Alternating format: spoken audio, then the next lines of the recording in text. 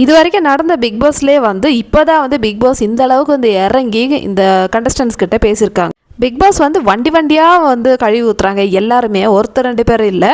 So இந்த task நடக்கிறதுக்கு முன்னாடியே வந்து பிக் பாஸ் எல்லாரையும் லிவிங் ரூமில் உட்கார வச்சு கிளாஸ் எடுக்கிறாங்க. பிக் பாஸ் சொல்கிறாங்க, இதுக்கு மேலே நான் பேசாமல் இருந்தால் இந்த சீசனே கைவிட்டு போயிடும். பிக் பாஸ் சீசன் 9 தான் ஒன்று தான் இருக்கும். 9A 9B 9Cலாம் வந்து நான் ஸ்டார்ட் பண்ண முடியாது. அதனால் நானும் இனிமேல் உங்கள் கூட இறங்கி ஆட போகிறேன் வாய்ஸாக இருந்து.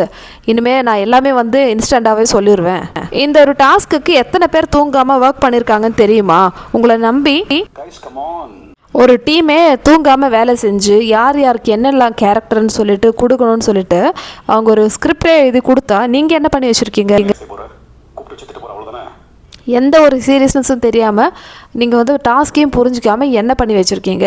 ஸோ நீங்கள் வந்து நல்லா பண்ணலன்னு சொல்லலை, இன்னும் பெட்டராக பண்ணியிருக்கலாமே, ஃபன்னான ரீதியில் எடுத்துன்னு போயிருக்கலாம்ல. எதுக்கு எடுத்தாலும் வந்து சண்டை தான், எல்லோரும் வந்து ஒன்றா பேசுகிறீங்க, கொடுத்த கேரக்டரும் ஒழுங்காக பண்ண மாட்டீங்க, இதுக்கு மேலே நான் என்ன தான் பண்ணுன்னு சொல்லிட்டு பிக் பாஸே வந்து கதறாரு கண்டஸ்டன்ஸ் கிட்ட. சீரியஸாக இது வரைக்கும் வந்த சீசனில் பிக் பாஸ் இந்த அளவுக்கு வந்து பேசி பார்த்ததில்லை யார்கிட்டையும். ஆளுக்கு இஷ்டத்துக்கு நீங்கள் ப்ளே பண்ணுறீங்க. கெமி டேரெக்டாக போயிட்டு ராஜா கிட்டே பேசுகிறாங்க. கெமி யார்கிட்ட சொல்லணும்? ஃபஸ்ட்டு படத்தளபதி, அதுக்கப்புறமேட்டு மந்திரி, அந்த மாதிரி ஒரு ஹையரார்க்கி இருக்கணும் இல்லையா? எல்லோரும் இஷ்டத்துக்கு உங்களோட கேரக்டர் வந்து ப்ளே பண்ணுறீங்க. சபரி சொல்லவே தேவையில்லை, எப்போ தலையாக இருக்கா எப்போ கேரக்டராக இருக்கான்னு தெரியல. அதே மாதிரி நம்ம தர்பூஸ் உடைக்கிறாங்க. ஸோ நீங்கள் வந்து என்ன பண்ணுறீங்க? ராஜாவாக இருந்தால் ஒரு கம்பீரம் இருக்கணும். நீங்கள் நகைச்சுவையான ஒரு ராஜா இருந்தாலும் உங்களோட வேஷத்தில் ராஜான்னு காமிக்கணும் இல்லையா? அவங்க மீசை எங்கே போச்சு? தர்பூஸ் வந்து இன்றைக்கி பென்சிலில் மீசை வரைஞ்சிருக்காங்க. அதுக்கப்புறம் கிரீடம் சரியாக ஒழுங்காக வைக்கல. உங்கள் முடியை பாருங்கள், கிரீடத்தை பாருங்கள், ப்ராப்பராக இருக்கா? ராஜான்னு தெரியுது அவங்கள பார்த்தா? இந்த மாதிரி யார் யாரெல்லாம் என்னெல்லாம் கேள்வி கேட்கணுமோ வண்டி வண்டியாக வந்து நம்ம பிக் பாஸ் வந்து கேட்டுட்டாரு. ஸோ பிக் பாஸ்னாலே வந்து யூஸ்வலாக நம்ம இது வரைக்கும் 8 சீசன் பார்த்துருக்கோம் இல்லையா? அந்த 8 சீசன்லேயே வந்து ஒரு 10 கேள்வி கேட்டால் தான் ஒரு பதில். அதுதான் பிக் பாஸ். எல்லாமே வந்து சொல்லி கொடுத்து விளையாடணுன்னா இது என்ன ட்ராமாவா இல்லை வேறு ஏதாவதா? ஸோ இந்த மாதிரி இருக்கிற பிக் பாஸை வந்து இறங்கி பேச வச்சுட்டாங்க நம்ம கண்டஸ்டன்ஸ். பெரிய சாதனை இல்லையா? எல்லாரும் ஒன்றா கத்துறீங்க, டாஸ்க்கு புரிஞ்சிக்க மாட்டேறீங்க, ஃபன்னான ரீதியில் எடுத்துன்னு போக மாட்டேன்றீங்கன்னு சொல்லிட்டு வினோத் கிட்ட வந்து கேட்குறாங்க. வினோத் கிட்ட என்ன தெரியுமா ஒரு விஷயம் சொன்னாங்க? வினோத், நீங்கள் வந்து என்னோட சிஷ்யனோட ஃப்ரெண்டு தானே, உங்களுக்கு தெரியாத எப்படி வந்து நடந்துக்கணும்னு சொல்லிட்டு. அப்போ யார் அந்த சிஷ்யன் தெரியுமான்னு கேட்குறாங்க. ஸோ வினோத் சொல்கிறாங்க, ஆமாம் சாண்டி.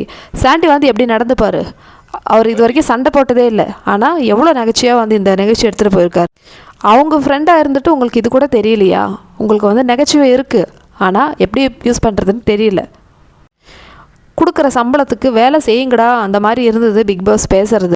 நேற்றெல்லாம் டாஸ்க்கு ஸ்டார்ட் ஆனதுலேருந்து கண்டென்ட் எதுவுமே இல்லை, எல்லோரும் ஆஃப் பண்ணிட்டாங்க ஹாட்ஸ்டார். அந்த மாதிரி இருந்தது, எதுவுமே பார்க்கறதுக்கு இன்ட்ரெஸ்டிங்காக இல்லை. இந்த மாதிரி எக்கச்சக்க அட்வைஸ் வந்து பிக் பாஸ் கொடுக்குறாங்க. உடனே வந்து நம்ம கண்டஸ்டன்ஸ் வந்து ஸ்கூல் பசங்க மாதிரி ஆகிட்டாங்க. எல்லாத்துக்கும் வந்து டவுட் கேட்குறாங்க. சார் இப்படி பண்ணலாமா, நம்ம வந்து கேரக்டர் இந்த மாதிரி டிசைட் பண்ணியிருக்கோன்னு சொல்லிட்டு எல்லாத்துக்குமே கேட்குறாங்க. இதுதான் பிரச்சனை. இதனால தான் வந்து அவர் முன்னாடியே வந்து சொல்லாமல் இருந்தார். இப்போ வந்து நான் வேறு உங்கள் கூட விளையாட போகிறேன்னு சொல்லி இவங்கள வந்து என்ன பண்ணிட்டாங்க, கொஞ்சம் ஆமாம்ல நம்ம பிக் பாஸ் இருப்பார் இனிமே, எல்லாமே அவர்கிட்ட கேட்டுக்கலாம், அந்த மாதிரி ஆயிடுச்சுப்போ. இன்னொரு விஷயம் கேட்டார் பிக் பாஸ், என்னென்னா உங்களுக்கு வந்து இவ்வளோ ட்ரெஸ்லாம் கொடுத்துருக்கோம், அழகாக மேக்கப் பண்ணியிருக்கீங்க, எல்லாமே சூப்பராக இருக்குது, ஆனால் எப்படி தெரியலையே, உங்களுக்கு ஏதாவது சங்கோஜம் இருக்கா இந்த டாஸ்க் விளையாடுறதுக்குன்னு கேட்குறாங்க. அப்புறம் இந்த எஃப்ஜியை கேட்குறாங்க. எஃப்ஜி எல்லாத்துக்குமே கற்றுட்டு இருந்து எப்படி எஃப்ஜி பார்க்குற மக்கள் என்ன தெரியுமா நினைப்பாங்க, உங்ககிட்ட டேலண்ட் இருக்குது, ஆனால் எல்லாத்துக்குமே வந்து கோவம், எல்லாத்துக்குமே வந்து கத்தல், எதுக்கு இதெல்லாம்? அதுக்கப்புறம் நீங்கள் வீக்கெண்டானால் சேது சார்கிட்டையும் வந்து திட்டு வாங்குறீங்க, வீக் டேஸில் என்கிட்டையும் திட்டு வாங்குறீங்க, அப்புறம் நீங்கள் எதுக்கு பிக் பாஸ் வந்தீங்க? அந்த மாதிரி இருந்தது. இப்போ நான் கூப்பிட்டாலே வந்து நீங்கள் என்ன நினைப்பீங்க, மிஞ்சி மிஞ்சி போனால் பிடிச்சி கத்த போகிறாரு, அவ்வளோதானே பார்த்துக்கலான்னு சொல்லிட்டு உங்களுக்கு சகஜமாகிடுச்சுன்னு எவ்வளோ அட்வைஸுங்க.